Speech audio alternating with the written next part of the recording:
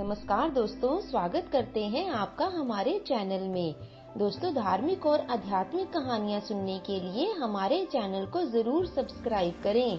सर्वप्रथम आपका हार्दिक धन्यवाद हमारे चैनल पर आने का और हमारे साथ जुड़ने का।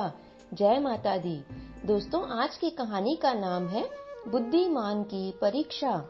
बहुत समय पूर्व जब गुरुकुल शिक्षा प्रणाली होती थी, उस समय एक प्रचंड पंडित राधे गुप्त हुआ करते थे, जिनका गुरुकुल बहुत प्रसिद्ध था। यहाँ दूर दूर के राज्यों से शिष्य शिक्षा प्राप्त करने आया करते थे। राधे गुप्त की विवाह योग्य एक पुत्री थी। उनकी पुत्री के विवाह की उनको बहुत ही चिंता सताती थी। वह उसका विवाह एक योग्य व्यक्ति के साथ करना चाहते थे, जिसके पास संपत्ति भले ही ना हो, पर वह कर्मठ हो, जो किसी भी परिस्थिति में उसकी बेटी को खुश रख सके। एक दिन उसके मन में ख्याल आया कि क्यों ना वो अपने शिष्यों में से ही किसी योग्य वर की तलाश करे। इस कार्य के लिए उन्होंने बुद्धिमान शिष्य की परीक्षा लेने का निर्णय किया। इस प्रकार उन्होंने सभी शिष्यों को एकत्रित किया। राधे गुप्त ने सभी शिष्यों से कहा कि वे एक परीक्षा आयोजित करना चाहते हैं, जिसमें सभी की बुद्धिमानी का परिचय होगा। उन्होंने सभी से कहा कि उन्हें अपनी पुत्री के विवाह की बहुत चिंता है, जिसके लिए उनके पास पर्याप्त धन भी नहीं है। इसलिए वे चाहते हैं कि उनके शिष्य विवाह में लगने वाली सभी सामग्री कैसे भी हो करके एकत्रित करके लाएं।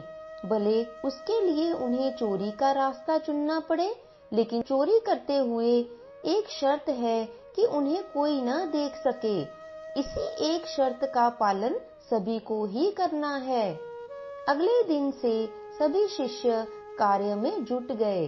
रोजाना कोई ना कोई तरह तरह की वस्तुएं चुरा कर लाता। राधे गुप्त उन्हें एक विशेष स्थान पर रख देते।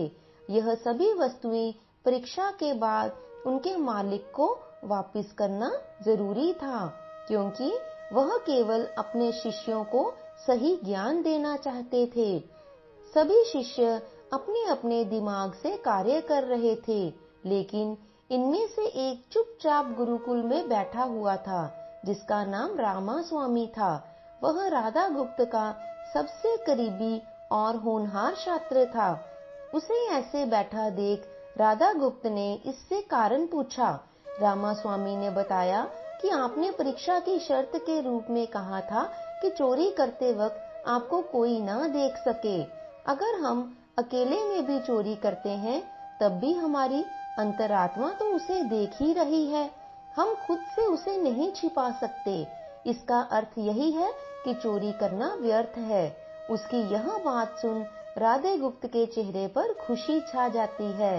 वे उसी वक्त सभी शिष्यों को एकत्रित करते हैं और पूछते हैं कि आप सबने जो चोरी की, क्या उसे किसी ने देखा?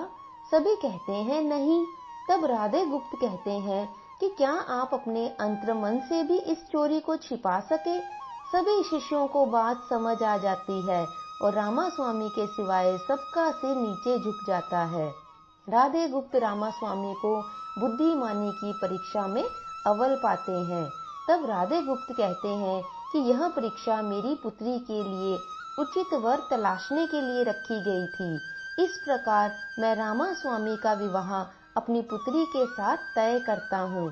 सभी खुशी से झूम उठते हैं। साथ ही चुराई हुई एक एक वस्तु को उसके मालिक को सौंपकर विनम्रता से सभी से क्षमा मांगते हैं। इस प्रकार सारा वातावरण खुशी से झूम उठता है। तो दोस्तों, इस कहानी से हमें यह शिक्षा मिलती है कि चाहे कोई भी कार्य हम गलत क्यों ना करें, परंतु हम अपने अंतर्मन से छिपा नहीं सकते, क्योंकि अंतर्मन ही मनुष्य को सही राह दिखाता है। इसलिए मनुष्य को किसी भी कार्य के सही गलत के लिए अपने मन को टटोलना सबसे जरूरी है। और दोस्तों, दूसरी बात, अंतर्मन से तो हम छिपा नहीं सकते, परंतु भगवान भी हमें हर समय देख रहा होता है, इसलिए चोरी करना पाप ही नहीं महापाप है। बोलिए जय माता दी। तो दोस्तों, आशा करते हैं आपको हमारी आज की यह कहानी अच्छी लगी होगी। यदि अच्छी लगी है तो इसे लाइक और शेयर जरूर कीजिए, और यदि आप हमारे चैनल पर नए हैं तो इसे सब्सक्राइब भी करिए, क्योंकि हम रोज एक इसी प्रकार की नई नई कहानियां लेकर आपके समक्ष उपस्थित होते हैं। अगली बार भी एक और नई कहानी के साथ आपके समक्ष उपस्थित होंगे। तब तक के लिए अपना ध्यान रखें, खुश रहें, स्वस्थ रहें और खुशियां बांटें। कहानी को अंत तक देखने के लिए आपका बहुत बहुत धन्यवाद।